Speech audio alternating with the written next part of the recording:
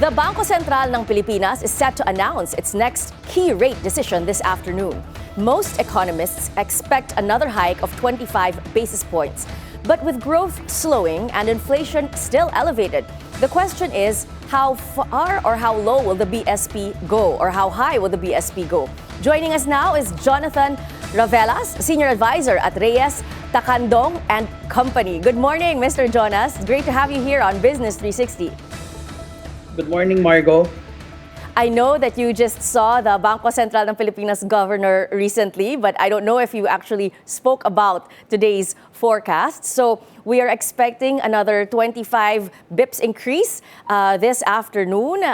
That is the forecast of some. If we would recall, we had one last April 23. There was a 25 bips rate hike. And also in June, we had another 25, pushing the benchmark borrowing cost to 4.75%.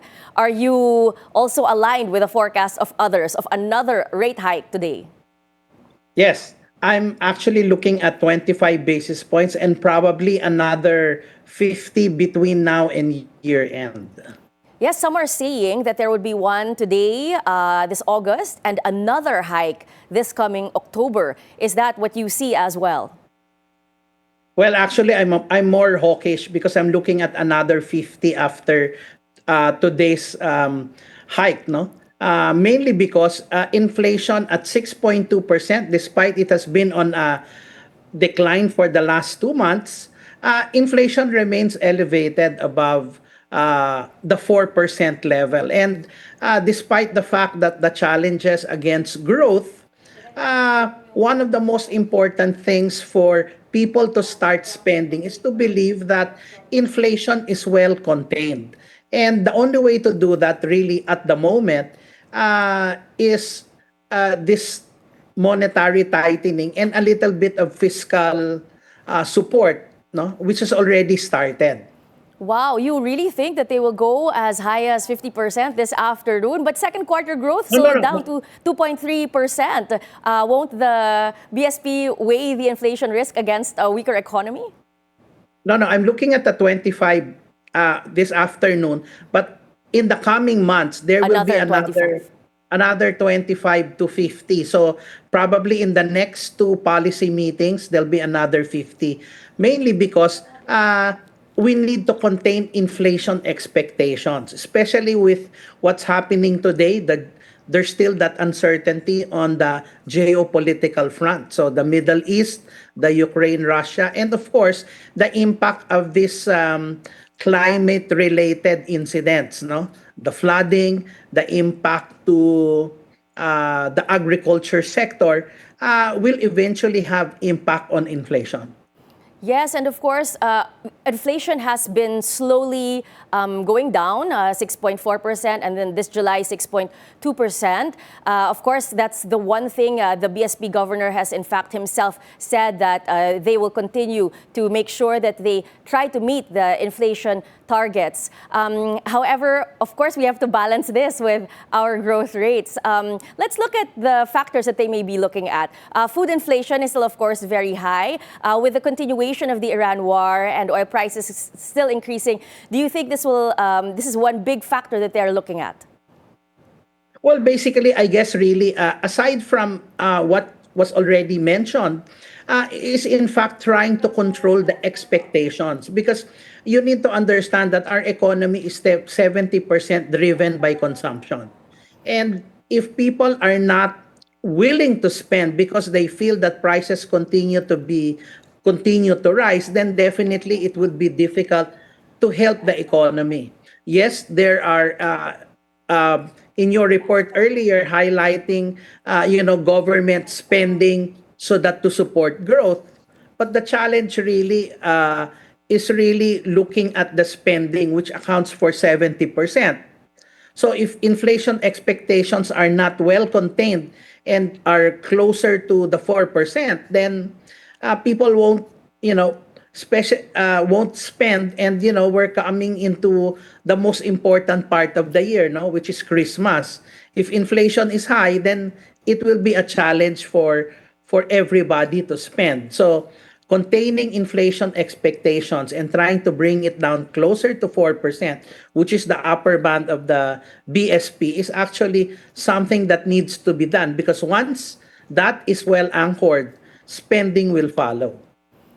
Do you think that the upcoming elections, they say that the 2027 budget is something that would also be would create or spur spending because 2028, of course, is going to be an election year. Does that factor in as well?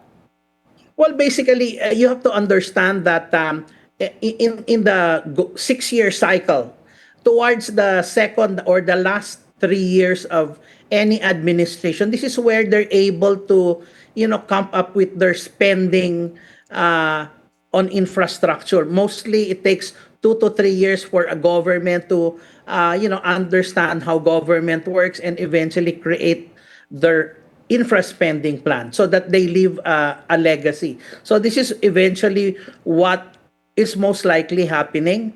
But of course, the only difference now is we're challenged by geopolitics and climate incidents, which are, putting it all together is inflationary. Well, you mentioned climate incidents, and in fact, we are bracing for a super El Nino these coming months. How great a factor is that? Oh, well, it's really a great factor because you have to understand that in the last 2 months, we've already seen the impact on rice, inflation, fish, and vegetables. And just because of this habagat, we're probably going to experience probably as early as this August inflation to probably hit closer to 6.5 to around 6.7% inflation just as the impact of this habagat, no? Well, all of these incidences, the typhoons, the habagats, there's something that happens every year. So do you see the BSP tightening well into 2027? Well, I'm actually more looking at just 2026 to probably end the tightening cycle. But eventually, I'm more looking at right now, we're at 475. I expect by the end of the year, we'll be at 5.5%. At 5.5, hopefully, as we move to 2027, we should probably seeing inflation probably tapering off after the end of the year. So hopefully, my average is around 6.5% inflation for the full year 2026. Hopefully, that should start coming down in 2027, closer to 4.5 to 5%. 5.5, that would be quite ouch for our real estate. Collier says higher mortgage rates are delaying the recovery in Metro Manila property values and weighing on absorption. How concerned are you about the broader drag from higher borrowing costs? Well, basically, I think the sector is just really taking a slow, shall I say, what people or analysts would call a correction. I think at this point in time, because we're just probably going to digest this oversupply, but basically, looking forward, the market is going to be able to absorb these things. So again, it's just like how do I say it? You just have a toothache at this point in time. And no matter how lucrative prices are, valuations are quite attractive. When you have a headache, you're not in the mood.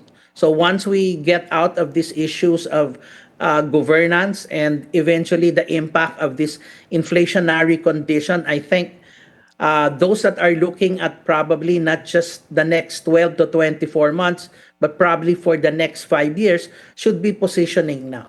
Well, you mentioned governance. As you saw in the news earlier, we are trying to resolve the public infrastructure spending with Secretary Vince Dizon asking for another 100 billion pesos for his DPWH budget.